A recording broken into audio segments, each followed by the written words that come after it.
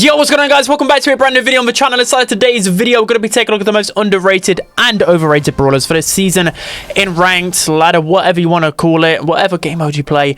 Ali is insanely underrated. So, of course, after looking at like Reddit, having a look at a couple of tier lists like Karis and Ashes, I think by far the most underrated brawler on both of their tier lists. Like, of course, a lot of opinions going to be differed, but this one is disgracefully underrated by both, and there's just no way that Ali is like a C tier brawler like they say. Like, this brawler Ali is so insane in the pro meta, but especially in gem grab. But I think this is thanks to just the meta like around her. I think like other brawlers would have got like a hypercharge or whatever, or buffs, but Ali received basically neither because it takes forever to get a hypercharge. Hypercharge is good, but it's nothing like game breaking. So Ali just fundamentally is a very strong brawler, very good in the right hands.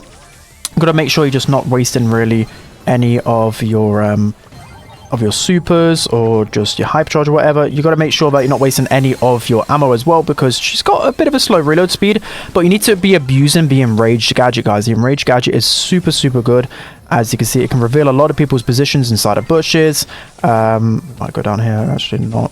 But yeah, with Ali, she's really good in like Brawl. Any bushy map she's really good on. The only way to really counter Ali is by grouping up and synergizing as a team.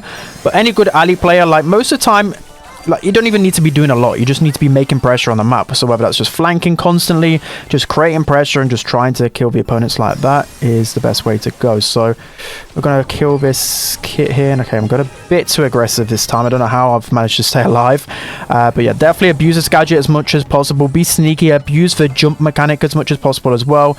It's very annoying to deal with. And yeah, I just absolutely love Ali in this meta. I think she's clearly, easily, I would say S tier, but I'm thinking like easily high A tier, top of A tier, absolutely. So yeah, she's good on maps with a lot of grass, and especially the reason why Ali is so good is because of the control meta. It's one of the most control meta there's been in a while. So there are a few assassins that will just be a bit better because of this control meta, and that don't rely on a broken hypercharge, because there's hardly any broken hypercharges in the game right now. So yeah, the hypercharge is decent with Ali, but you definitely don't need it. Just abuse the enraged feature, abuse the invisibility.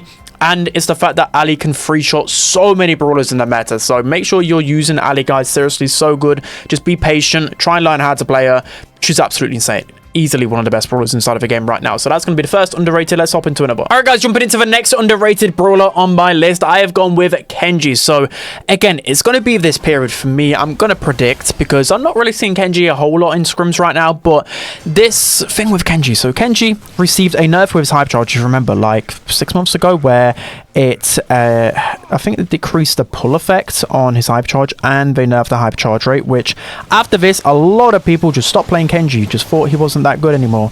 And the same's kind of happening again. So his hypercharge isn't exactly anything amazing, but it's also not as bad as people are making it out. It really isn't. So with Kenji, I think the main thing is just his pure mechanics, I've always said, are really strong. Just being able to dash so fast in and out of attacks, create a lot of pressure. His super's still really annoying. His gadget's really good. His star power is really good. And I think in a control meta, you can definitely use a Kenji, because again, you can like weave your way in and out of any type of bad situation, and still the hypercharge is really not as bad as people believe.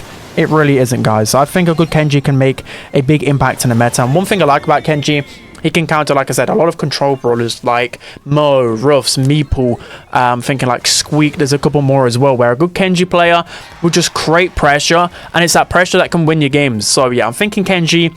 A lot of people are putting Kenji in like the B tier, to be honest. I think that's a bit harsh. I think he's a low A tier brawler. Still, that's going to be my prediction when it comes to the World Finals. I feel like people are heavily underrating Kenji.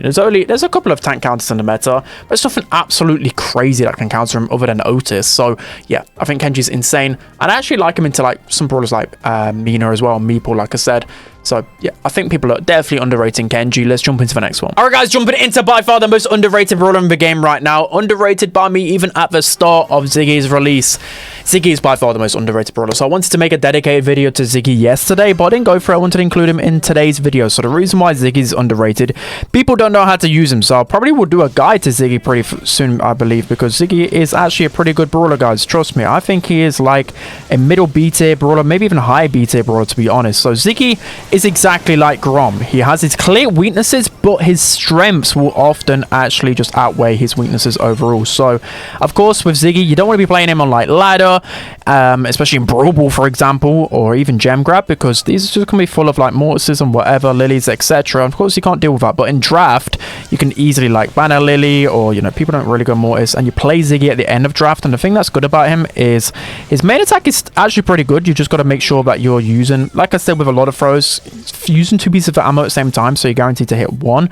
His super is very good. People just use it wrong as well. Like, the best way to use it is actually to like zone the brawlers. Like, make sure you're forcing the players into a really uncomfortable position, and then you and your team can just pinch them, because they can't avoid it, right? It's such a big super, so it allows you to easily hit brawlers. It reminds me of like a loose super, like that kind of a moving loose super. So it just zones the opponents. You can then push up. You can see here, no one wants to go over there, so they're kind of forced into this uncomfortable position. The gadget is absolutely insane for damage. So yeah, people just need to use Ziggy in the right environments. Bounty and knockout, all the pros are using Ziggy right now. That's where it kind of first started, and then I started seeing pros use Ziggy in like hot zone. You've got to basically, if you have no wall breakers or you have no aggressive brawlers, which in a very controlled meta, this is why he's going to thrive as well, because the meta has completely changed for the better of Ziggy. It definitely has. So this isn't like the greatest matchup for me in the world, but I can hopefully showcase here. You can see those 2 shots right here. I hit 1 guaranteed, so just conserve those 2 shots in a row. His hypercharge isn't anything crazy. I'm a bit disappointed, to be honest. I think the thing I like most about him is actually his gadget. His gadget can increase his damage a lot, so yeah, I think Ziggy is much better in the meta than people are making out. F tier, absolutely not. But again, if you're just playing ladder and you're just playing Brawl, you're going to think it's the worst Brawl in the game, because all of the Brawl brawlers on ladder, Mortis, Kit, whatever, Lily, are going to counter him.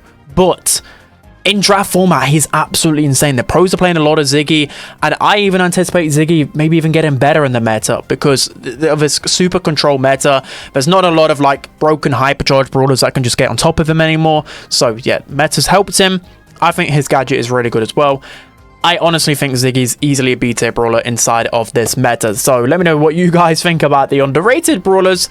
Very unpopular opinion, because a lot of people are putting Ziggy in the F tier, but trust me on this, the pros, like the win rate as well, by the way, I've seen like 70% win rate, which is kind of insane to me. So yeah, that's going to be underrated. Let's hop into overrated. All right, guys, now jumping into the overrated brawlers, starting off with myself. I'm extremely overrated and extremely washed. I mean, Jae-Young is absolutely... well, he's not like crazy overrated, but he definitely is overrated. So Jae-Young used to always be like the go-to brawler, S tier. He's still like usable, guys, I'm saying, but he's not like nowhere near as strong as before. I think one big reason, well, he's received 2 nerfs, and I think both of these nerfs are definitely catching up to him. So the first one being his damage gadget. It honestly feels like it was only like a couple of 100 damage, but it just feels like he can't burst down people the way that he used to. But the biggest one by far is the unload speed nerf that he received. It just means that you're going to be healing less, you're going to be throwing out just everything a lot slower, which of course is a big nerf to Jae-Young, because he's very reliant off his movement speed with his main attack, with just healing his teammates. This Mandy is cycling supers like crazy. So I've also just been noticing, I think the meta around him probably doesn't help him as well. I think the meta with Jae-Young, what on earth are these people doing? What are they doing? But as I was saying, I think the meta around probably has hurt Jae-Young a lot as well. We've seen like Byron being meta still, which is a good counter to Jae-Young. We've seen control brawlers that are good counters to Jae-Young. Because honestly, I don't think an aggressive meta was actually like a counter to him, because he could deal with it easily thanks to his gadget and his speed. I think control actually is one of his worst metas. So bro, this Mandy super just wants to hit me every single time apparently. So yeah, one thing I've noticed as well, like I first saw it like a week ago, when looking at scrim win rates, etc. Most of the time you shouldn't really look too much into scrim win rates, because there's a lot of like external factors, but you definitely it was definitely some like a food for thought at first, and then I just realized there's just been a lot less Jae-Young in the meta, and he just doesn't really have the power that he once used to have. So yeah, a bit depressing, because we love the Jae-Young in the meta, but it's kind of welcomed in a way, because he has definitely been one of the best brawlers in the game for a long time now, So I'm not saying he's like anything crazy, but it's just like a low A tier, maybe even high B tier brawler in the meta, which is definitely overrated, because people are just presuming, oh, it's Jae-Young, he's still a really good brawler in the game, but he just can't burst down brawlers the way that he used to. It's sad. It actually is sad. So I'm trying to think of like other reasons as to why he maybe become a lot worse. I'm thinking like, again, I just think it's mainly control brawlers as well. There's just too many of them, and it can be pretty hard for Jaeyoung to really deal with. Alright, let's try and push out now. There's a Mortis Hypercharge, which he's going to miss like crazy. And we might be able to get on the counter-attack here. Okay, I think this might be a goal. This might be a goal. Oh, come on. This Mandy's hitting every single shot, it feels like, with his super. So I'm trying to think as well. I think maybe like the best game mode for Jaeyoung is maybe like a knockout. But other than that, I don't really like or enjoy playing the Jaeyoung. So yeah, I don't know. I don't really see him being anywhere close to as meta as he was before. So let's try and kill the Mandy here. This should be a goal. Beautiful. So yeah, Jaeyoung a little bit overrated, not anything crazy. It's kind of hard to come up with a lot of overrated picks, but I think in the pro meta, I think he is a little bit overrated. All right, guys, jumping into the next overrated brawler on my list, I've gone with Tara. So a lot of these overrated and underrated will be dependent on the balance changes, but I think Tara is definitely one of them that I overrated myself, and I've seen again on some tier lists. So with Tara, she's still a decent brawler in the meta, but I am thinking like low B tier at the moment. Honestly, she has fallen quite a lot from the meta from what I remember her being. So Tara used to always just be like the best gem grab brawler by far. It was always really hard to push into a Tara because she always had super. She has a really fast charge and hyper charge. But now with this nerf, so if you guys were unaware, it takes an extra 2 cards to get your first super, or just any super, which just makes super cycling a lot harder, and especially if you're keeping your distance against a Tara. It's changed so many interactions, it really has. 2 shots just never sounds like a lot, but it's honestly done so much. I'm finding facing off against her in gem grab so much easier, like so much easier. I don't even think she's that great in gem grab anymore. I'm still seeing pros use her. Yep, you know, she still can be usable. The hyper charge is still pretty good, but I think the good thing about Tara is just if you cycle your super, then it's more beneficial, because if you hit 2 people with it, you can chain quicker. But I still think Tara was fast at chaining supers anyway, so I don't think this, like, it was supposed to be just be like a mini rework, but I think it's much bigger than a nerf than people are actually realizing. I really am. I think this nerf will catch up to Tara a lot, and with Tara, I think there's just better like tank counters out there. There's better even control-esque brawlers out there, you know, like Otis, you know, brawlers with better range. You know, Sandy can counter Tara really easily in gem grab now. I think she has her fair share of counters, and you know, like Janet in gem grab.